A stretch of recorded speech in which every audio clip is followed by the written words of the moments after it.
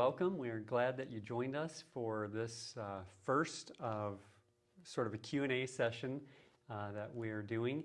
And this was really born out of an idea that we've been talking about for some time. Started with a blog, and we've got that up and running now. But this is a little different than the format of our normal Sunday content. And we just thought this would cover some helpful material for our people, and that it's an opportunity to take advantage of this time while we're not able to meet to do something that is more suited, more designed for this type of a format. So you even came up with a good name for this when we started talking about adding video blog posts. What'd you say we should call it? Now that's a good question. That's a good question. Yeah. So that's what we've done. That's a good question. You are watching the first episode, and the format is kind of a Q&A. And now, as folks have heard us announce that this is coming, several of you have asked, how do I send my question? And well, this one's kind of staged, not really staged, but we've got some questions already that we think would be helpful to answer. So we're starting with those, and then we'll say a little more at the end about if you do have suggestions for topics or content, how you can get a hold of us. So for this week, now we've got the blog up and running, and we've had a couple of posts that are related. You've got the one post that you wrote, who's behind your conspiracy theory? And then the other post, the church needs more wise guys and gals. And they dealt with these topics separately, but they're related. And in them you cited a number of false stories that have made their way into our community, the evangelical community, over the years. And it raises the questions, and I actually asked you the question, do you think Christians are particularly susceptible to conspiracy theories and conspiratorial thinking? What do you think? You know, I don't think there's evidence that necessarily Christians are more susceptible to thinking in terms of conspiracy theories. But that's not really what I'm interested in. I'm more interested in Christians not being just as good as the world in the way we think, but we need to be better than the world in the way we think. We, of all people, should be able to do that because we believe in the life of the mind. We believe that the mind is a gift from God to be used for His purposes, and therefore to be used very carefully. So for Christians to be involved just as much as the world in false ways of thinking then is to betray this gift that God has given us, to misuse that. The Bible says a lot about the mind. You know, Romans 12:1, that we are not to be conformed to this world, but to be transformed by the renewing of the mind. In 2 Corinthians 10 and verse 5, it says that we are to take every thought captive to the obedience of Christ. Jesus said in Matthew 12:34 that out of the overflow of the heart, the mouth speaks. And as you know, the heart is the seat of the person, and it includes our thinking. And so the things we say, the things we communicate, they come out of the way we think. Christian thinking needs to be careful thinking. It needs to be thinking that's consistent with God's thoughts. Theologians often say that we are to be thinking God's thoughts after Him. And so that's the way we need to present the issues to the world. And the world is looking at how we do that. Makes sense. So if Christians aren't more susceptible, then why, I watch on social media, why does it seem they so often do get caught up in these types of conspiracy theories? Well, the answer to that is pretty lengthy, so you'll be sorry. That's good. We get to fill the time. To the extent that we're products of the culture, then we are going to follow what the culture is doing, and the culture certainly is immersed in this kind of sloppy thinking and this kind of conspiratorial thinking. Now, in the passage that I just cited a moment ago in Romans chapter 12 and verse 2, actually, where it says, be not conformed, but be transformed, then we shouldn't be following what the culture is doing. We shouldn't be following what the world is doing. We should be setting the pace for that. But unfortunately, it's easy to be squeezed into the world's mold. That's what that is translated as, actually, in Romans 12:2, being conformed to the world. Some translations say, do not be squeezed into the world's mold. But it's very easy to do that. So the short answer to your question is that's why the world's doing it. And so we are picking up, we're absorbing what the world is doing. But there's a whole lot that is behind that. And hopefully we'll have some time to talk about what has led us to this point in time in our culture, such that we're absorbing what the world is doing, and in many ways we're mimicking that. But I'll just say this for now, that it's good for us to try to set what's going on in our cultural setting, in our cultural moment, because the Bible's laid out that way. Mm-hmm. The New Testament in particular, the letters of the New Testament are often called occasional documents. And that's because they are written to address an occasion. They're written to address what's going on and then correct it with God's truth.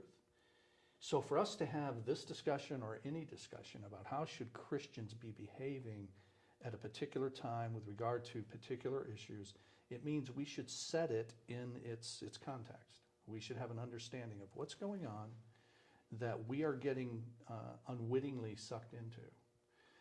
And that means then taking a look at how we got here, I think. Yeah, that's a good, I think, transition to that. When we first talked about this topic, you had some very helpful things to say just in our informal conversation about that. So let's talk about that then. What's happening? How did we get here? Well, how we got here involves a number of categories of cultural life. One of those is politics and government, and another is developments within the media. Mm-hmm. And then there's also the cultural war that's developed. So I'd like to talk a little bit about those. Yeah, first, starting with politics and government, and how things have transpired over the course really of my life. I'm 58. I was born in 62. And stay with us, those of you who are watching, because I'll try to go through this fairly quickly. But I hope it'll be helpful to help us see how we arrived at where we are and why we find ourselves battling in the marketplace of ideas the way we are. So going back just into my lifetime, just before I was born, the president was Dwight Eisenhower. Dwight Eisenhower was someone in whom the American citizenry placed implicit trust. He led us to victory in World War II. And now had been the president for 8 years, from 52 to 60. What Ike said, people believed. And most people had not experienced the government lying to them. They believed what the government would say. Now, there was an incident in the last year of Eisenhower's presidency where the CIA had a reconnaissance plane going over the Soviet Union, and it had a crash landing, and Gary Powers, who was the pilot, he was imprisoned, and he was paraded before the cameras, and then the Eisenhower administration made up a story about why he was there, and it was a false story, and that all came out in the press, and that was somewhat surprising. One of the first times that the American people had been exposed to the government lying to them. Hmm. They gave Ike a pass. They gave the government mostly a pass because, hey, it's spying on the Soviets. It's in a good cause. They're doing it to us. We're doing it to them. It's okay if we do it to the people we don't like. That's right. But then that very year is when JFK was elected president. Just a few years later, he's assassinated. Hmm. And then there are all of the conspiracy theories that go on to this day with regard to the assassination of John F. Kennedy. You had the Warren Commission, and the Warren Commission did its work for about a year and a half, had a lot of prominent Americans on it. Earl Warren was the Chief Justice of the Supreme Court. Mm. You had Gerald Ford, who later became president. He was on the Warren Commission. They did their work, they put out their report, and as we all know, they said Oswald acted alone. And that has been studied and pilloried and disputed for decades since. If for some of the young people watching, maybe your only exposure to what happened with the assassination of Kennedy is watching the movie JFK. Mm. And 91, Oliver Stone puts out this movie. The movie is based upon the conjecture, and really wild conjecture, of a guy named Jim Garrison. He was a district attorney in New Orleans. and he had filed all these court cases against people he believed were involved in the conspiracy to kill Kennedy. And he started making national news, so much so that he was on The Tonight Show with Johnny Carson. And you could Google this, you could look this up, but the clip of Jim Garrison, Johnny Carson, and Johnny Carson, who was a comedian, but was very deadly serious about this issue. And he was really pressing Jim Garrison to say, okay, you're saying all these people are involved in this conspiracy, but who gave the order to do this? Who was the one in charge? And Garrison's trying to get around it, trying to dodge it. And finally, Garrison says the President of the United States. So on national television, he accuses Lyndon Johnson of being the one who did this. So it's frankly a wild conspiracy theory. It was made into a movie, Hollywood Can Do Magic. And so lots of people, that's all they know about that. So you had that. And then you move forward. You got, in the 60s, you got the Vietnam War going on. And the government is trying to put a happy face upon the war. They're trying to say we're winning the war. But the truth came out that, in fact, they were lying about that. That the Pentagon Papers was another scandal, came out in '71, were leaked to the New York Times. The New York Times published those. It went to the Supreme Court, but they ultimately ended up publishing them. And they proved that the government knew that we were actually losing the war, but we're telling the public that we were winning it. And then you get into the 70s, you got Nixon, you got the Watergate scandal. This is more distrust now between the American people and their government. After Nixon resigns in 1975, you had a series of Senate hearings called the Church, led by the Church Committee. This was led by a senator named Frank Church from Idaho. And they were looking into all of the things that our CIA had been involved in over decades and putting them out there in public. And this was new to people, to learn that the CIA had secretly been engaged in assassinations in other countries, overthrowing other governments and so on. Out of the Church Committee then came some laws that put some restrictions upon what our intelligence agencies could do. So then you go forward, you go into the Reagan administration, you got the Iran-Contra affair, so now people in my lifetime have gone from implicitly trusting the government to distrusting the government. So that's a big part of now what contributes to the cultural mindset that is willing to believe and ready to believe in conspiracies. Yeah, well, and I think it raises the question then, there are these conspiracies, so, what's wrong with me seeing a conspiracy? Maybe there is one. Yeah, that's right. And all this stuff going on in secret, how do I know what's true? Exactly. Yeah, no, that's right. So when guys like me, guys like us say, hey, don't be a conspiracy theorist. Don't get involved in conspiracy theories. We are not saying that there aren't conspiracies. There certainly are. And I've just gone through just a handful. And there are plenty of others that could be named. So this is probably a good time for us to say, what do we mean when we talk about a conspiracy theory? Yeah. A conspiracy just means collaboration between people in secret, usually for nefarious purposes. Now, you probably don't have to add the nefarious part because that's why they're doing it in secret. They don't want it to see the light of day. So, but a group of people, are carrying out something to deceive. They don't want people to know. And so there definitely are conspiracies. The problem comes in knowing when there's a conspiracy. Everything I just talked about, we know about after the fact. Right.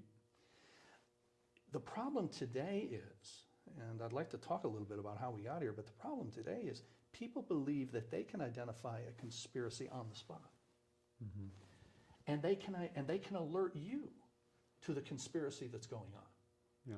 They know what's happening. Now, how did that develop?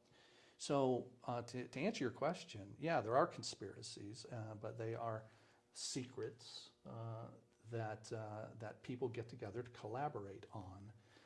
But the question is, how do you know something is a conspiracy? So that then entered the media. And you need help. We need help. And the media and the fact that we have a free press, which is, there's always been a battle in my entire life, and probably throughout the life of our country, between politicians and the press. And of course, politicians always want good press. And so they battle back and forth. But having a free press is a real blessing. Yeah, I was going to say, that sounds like a good thing to me. Exactly. There's accountability there. To uncover some secrets. Right, right. But that takes a lot of work. And so you go back to Watergate and you think about these guys who made their name and won Pulitzer Prizes, Woodward and Bernstein, working for the Washington Post. And then there was a movie, a book first, and then a movie, All the President's Men, made about it. So some of you may have read the book, watched the movie, but that's what that's about. And they did all of this shoe leather work, chasing down what was going on. They got a source that they called Deep Throat, who was like the number 2 man, it turned out, we found out later, at the FBI, who was telling them what was happening. But without that, you don't know. You're in the dark. So having a media that can then investigate and then expose what's happening is a very good thing. And that raises flags for people immediately when you say media sometimes. And maybe we should talk a little bit about that. Yeah, about how people are, their views of the media and the negative views of the media. Yeah, exactly. So how did that develop? So you get, Woodward and Bernstein doing their thing, winning Pulitzer Prizes, having movies made about them, having Robert Redford, be Woodward. And if you look at Bob Woodward's still alive. He looks nothing like Robert Redford. but if you can win a Pulitzer Prize, I hope when they make the movie about our church that somebody as handsome as Robert Redford. I don't even want to think about who they might pick. And Dustin Hoffman was the other, So these guys just, they've made a whole career for decades now. They've lived off of, what they did in the 70s. And so you get all these would-be journalists, wannabe Woodwards and Bernsteins, and they want to do investigations. It kind of morphed into what's sometimes called gotcha journalism. Right. And so you've got journalists so wanting to uncover what's really going on that they ask questions in a way that are designed, and we've all seen it, and we've all cringed at it and say, show a little respect, as you do this. But that was something new. That didn't happen. That didn't happen in the 50s. That didn't happen in the 60s. Really didn't happen much in the 70s. It was after Watergate, after all of that journalism kind of shifted in that direction. However, throughout my life, the media has been, by and large, liberal. And as I was growing up in the 70s and certainly into the 80s when Reagan was the president, and then after him, George H.W. Bush, the media just treated them, frankly, awfully. And asked them questions in a disrespectful kind of way. Some of you who are watching this may be old enough to remember Sam Donaldson from ABC News, and he was regularly doing that with Reagan. Today, that would look very tame, the way he asked the questions compared to what's going on now. But that was offensive to many people. It was offensive to me. And what was really difficult was the entire media, by and large, was liberal. Now, I say that's a huge statement, but I say that because there are actually studies about that, about surveys done, about people in the media, about their views, and their views were overwhelmingly liberal. Yeah, this reminds me of as I'm becoming an adult, and I became a Christian in my late teen years, right as I'm becoming an adult, and hearing people in my Christian circles, complaining about that fact and distressed about that, and so me, gaining that mindset and hearing, and then starting to see conservative news sources pop up and hallelujah. Yeah, right. Rejoicing. Okay, finally, that's exactly right. So that's what happened. You had only 3 broadcast networks for decades. 3. Yeah, that's hard for people now, young people to imagine. When you got 500 channels or 1,000 channels or as many channels as you want, right? You had 3. Plus all of your online sources. And all the online stuff. Yeah. You had 3 channels. And so what they fed you was the news. And then to find out that what they're feeding you is from a liberal slant, then was really problematic, to put it mildly. So when cable comes, and now you can start to proliferate some more news sources.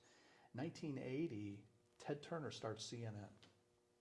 And CNN was viewed, the way CNN's viewed today, but when it first came and Ted Turner came up with it, it was actually viewed by people who were more conservative as, finally. In fact, he touted it that way. He touted it that way. That's got to be hard for Yeah. conservative people to realize now. To think about now, yeah. the way it's developed. But then, 1980, that's the way it was. But it gave an alternative. And he touted it as an alternative to the few choices that you had available to you. And then more cable stations networks came online.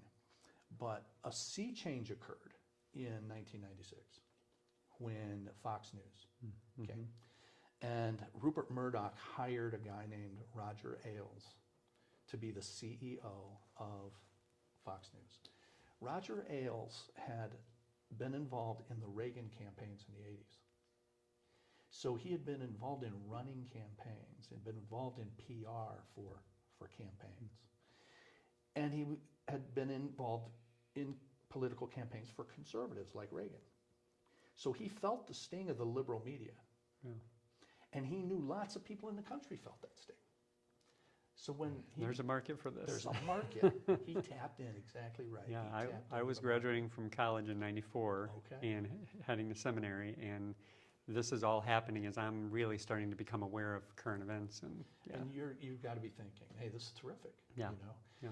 And in many ways it was, because you had such a slanted perspective given to people. Well, now at least we can do a fair and balanced. And so, the guy was a genius, right? There's a market for this, and he marketed it properly. And frankly, this is just one man's opinion, but for a very long time, at least, that was what was going on, and that's what they were trying to do. But over time, you develop more and more so-called right-wing media now to counterbalance the liberal media. And you got now Rush Limbaugh has been around, for decades, and Mark Levin, and really out there people like Michael Savage on the radio and that kind of thing, and just over and over again, not to mention the internet. And then Fox News. And Fox News became the channel of choice then for people who wanted a fair and balanced. But just to give one illustration of how maybe the balance doesn't hold quite as much, now over time. One of the shows that they had early on was Hannity and Combs. Right. Remember that? Do you? And it wasn't just Hannity. It was Hannity and Combs. And Alan Combs, now deceased, but Alan Combs was a liberal. So in the fair and balanced approach, they had both these guys, a conservative guy. I remember in my youthful exuberance thinking, why do they need this guy on here? Why do they need him? They decided, I'm sure they got lots of cards and letters from people and emails saying the same thing, because they ended up getting rid of Combs. So this show that was designed to be balanced, have a liberal and a conservative. CNN tried to do the same thing. They had a show called Crossfire, where you had a liberal and a conservative. And but over time, positions became more hardened, more polarized, so that now you have one set of liberal media, you have a whole nother set of conservative media, and people now simply go to the media of their choice. And we get fed to us a liberal perspective or a strictly conservative right-wing perspective. And there's very little, unfortunately, there's very little in between. Yeah. So that, I think, is a good transition into, I think, really kind of the applicational part of what we want to talk about. So there's polarized content available to us. We're getting this, liberal perspective, conservative perspective. What are we to do if we're to try to dig through and get to the truth? What kind of advice can you give to folks who are trying to take a balanced approach and value truth? Yeah. Well, add to everything we've talked about. So the influence in our culture that's gotten us to where we are, above the way politics and government have gone, and then the way media has gone. And then add to that, it's all happening in the midst of what's called a culture war. And we as Christians care deeply about many of the issues involved in the culture war. We care deeply about life and being pro-life. We care deeply about marriage and the sanctity of marriage. So we care about these things. And going back to really the 80s and with Ronald Reagan and with the moral majority and Jerry Falwell, there have been evangelical leaders, Christian leaders, who have gotten involved in the political sphere in order to see the cultural war waged in a way that righteousness prevails, in our laws and in our land. And so we care about that. But we're getting our news sources in this polarized fashion. So we want to choose, understandably, sources of news that are on our side in the cultural war. And if they're on our side in the cultural war, then that's who we're going to listen to. The problem with that is then you're getting one side, not always about just the cultural issues now, Right. but about many, many, many other issues. About everything. It's shaping the way we think about a virus, and why it's happening and how it's being promoted and all of that. So we've chosen our sources, and we've chosen our sources so that we, many, on both sides, liberal and conservative, listen to only one set of news sources. And so that being the case, you are inordinately influenced for everything that you're being told there. That creates something called confirmation bias. That I have a bias, and I only want to listen to people who confirm what I already believe.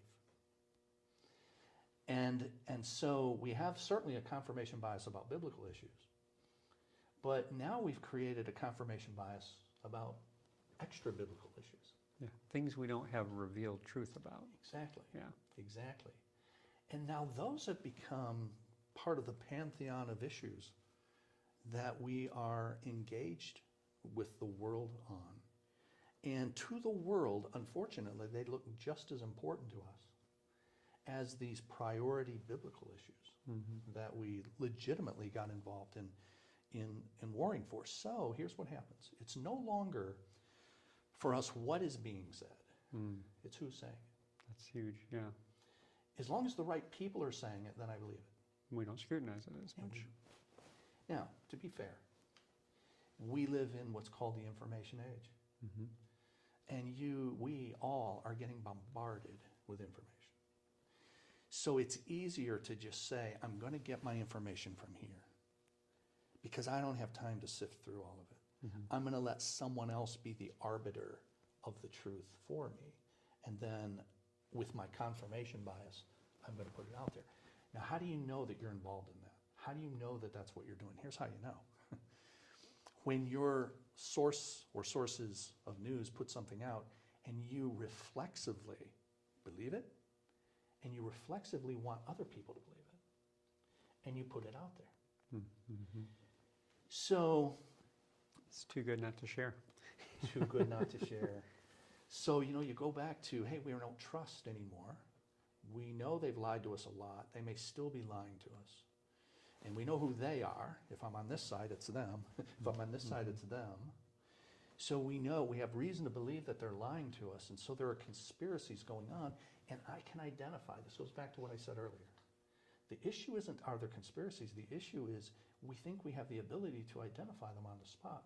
How can we do that? Because we're being fed by our chosen news source.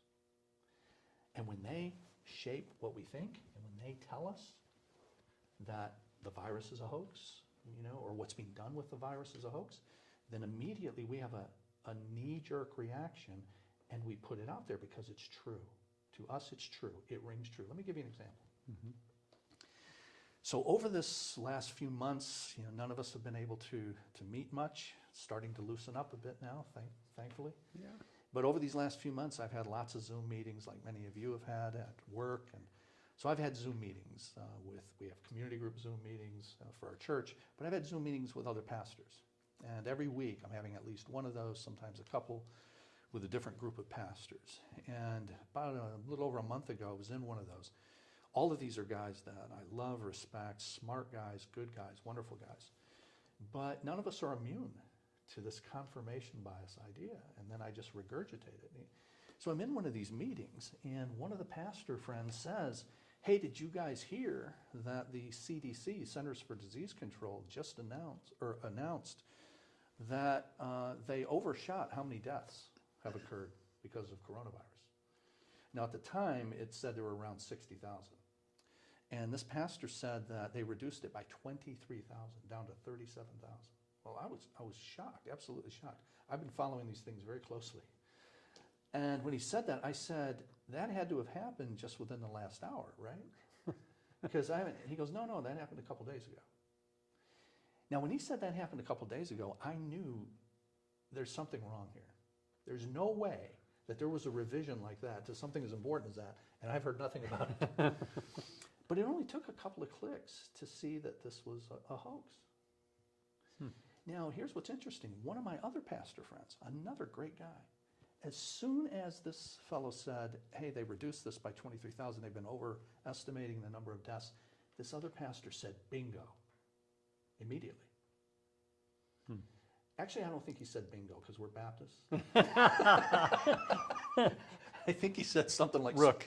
I don't know. What's I don't know, fish. Uno. Go fish or something. He said spot on, something like that. Yeah, that's what's going on. Now, notice that's confirmation bias. Yeah. You haven't investigated it. You don't know anything about it. But that's what you think's going on. Why do you think that's going on? Because of all the stuff we've said here. Oh. We've allowed ourselves to be set up to want to believe particular things. Yeah. So then when we hear them, we immediately react to them. I can relate to that. I feel that when I read something that I suspected was the case, and immediately, if it goes along with my preconceived idea, I want to accept it. So what do we do? You ask, what do we do then? Yeah. Well, one, look, friends, let's remember, truth is not a tactic. That's well said. Truth is not a strategy. Truth is, okay? And we need to be people of truth, and we need to care about truth. Truth is valuable because it's true, not because it's useful. Not because it's useful to our political end or our political agenda, or it furthers something else. It's true no matter who said it, if in fact it is true. I used to have a manager back when I had a real job. I worked in the computer field. And No, you're only working one day a week. That's right. And he would say this. He said, the genesis of an idea does not determine its veracity. Could you define that for I know. Explain those the big... Genesis, the beginning, the origin, does not determine veracity, truth. Where it came from doesn't determine whether it's true. So considering the source... Exactly. You don't, and that's what we're doing. It's not unwise to consider the source, but that's not how you determine whether it's true or not. Exactly That's right. not sufficient to make the call. Exactly. And it is totally sufficient for us now, right? Because of the polarization. So what do we do? I say a few things. One, rewind the tape of your mind. We tried to lay out, just in very broad terms, the cultural moment we're in and how we got to where we are and why we think the way we do and why we're being fed what we are, the way we are. So rewind that tape now. Go back and say, you know what, maybe I need to not simply believe everything that I hear from particular sources from any side. And be willing then to go and do the work of finding out if something is indeed actually true. Now, you say, man, I got a job, I've got a life, I don't have time to read all that. Fair enough. In fact, good for you that you've got a life, and you don't have time to do all of that. Fine. Then don't put it out there as if you know. Yeah. Don't be an instant expert. Don't tell everybody else something else is true simply because it fits with what you want to be true. We have gone from being willing to believe something might be amiss to wanting to believe it's amiss. Because it'll help our side. It'll make the other side look bad. That's where we are now. So rewind the tape. Really is allowing ourselves to elevate our own agenda above the truth. That's right. Yeah. Exactly right. And then the second thing is rewind the tape of your mind, but also discipline your mind going forward. I said at the beginning of this that Christians of all people should be people who value the life of the mind. Discipline the mind. Discipline the way you think. Think about it. Process it. It's consider it a fruit of the Spirit. You know, one of the 9 fruits of the Spirit is self-control. Well, that certainly means controlling our thoughts, controlling what we think. You know, we started the written blog, Church Matters. I don't know, 10 or 12 of these we've done now, whatever. You know, I do just one a week. And I get paid to think. You know, I mean, I get paid to write. I get paid to communicate. So I've got some time to do that. But you know what? Those things are only about 1,100 words, 1,000 words. And it takes a while to think through all of that. You know, I've got time to do that. And I'm thankful for that. And other people don't have time to do that. And I certainly understand that. But my point is that to really think things through takes some time. And if we value truth, then we need to discipline our minds to take that time. And if we don't have that time, then don't communicate what we don't know to be true. Diversify your sources is another piece of advice. You know, just instead of just having one channel on all the time or one radio station, or you know, listen to the other side. Remember, the genesis of an idea does not determine whether or not it's true. And then lastly, prioritize your testimony, brothers and sisters. So important. Because the world is watching, especially the world of social media, and what we're putting out there and what we're saying and how we're saying it is being viewed as what we value. And it's reflecting everything we do. If people know we're Christians, reflects on the Lord Jesus. So prioritize your testimony.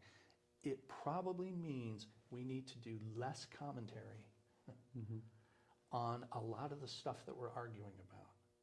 But certainly you've got the right to express yourself, but express yourself as a Christian, as someone who values truth, and someone who prioritizes their testimony for Christ. Yeah, great. That's great advice. Well, I think that covers. Hey, I'm out of bullets. Well, so I said at the beginning that we had a number of folks, as I've mentioned, what we're doing, and as you announced it last Sunday, ask how they could get questions to us. This format is new to us. We're not exactly sure how it'll go going forward. We think the time being, while we're not meeting physically, we have opportunity to produce some of this.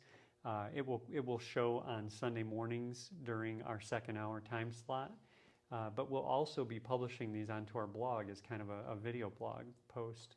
And so as time goes on, we may have occasion to cover more topics. And if you are interested in a topic, we would not promise that we're going to get to all or any of the topics that you submit, but we can use ideas. You can send them to us at the church email info@cbctrenton.com. Or if you wanted to text them in, Pastor Ken shares the text code every week. We normally tell you can send in CBC Connect to 97000. Really, you don't even have to put that keyword in there. That's going to get you a link back to get to our content on our website. You can just send a question as a text message to 97000. And like I said, we've got ideas already that we'd like to talk about in the next several weeks. But if there's something really that you would like to hear addressed, let us know. And particularly if a lot of you have the same question, I'm sure we'll be able to work that in. Well, we'll pray over all the letters that come into us. God has a miracle for you. We cash all checks that come in. No, wait a minute. That's not what we're doing, is it? Wrong okay, channel. All right. Wrong I don't channel. know. It's just something about the camera that makes you go into that mode, I think. Who was it that said several weeks ago, just like that, we're all televangelists. No longer meeting in person. So, well, we are very grateful. We've had very faithful attendance, I guess you would call it, with our online, with the church family tuning in week after week to watch the live stream. So thank you for watching this. And Pastor Ken, thanks for taking the time to think through this topic and to share some wisdom with us. Have a good week.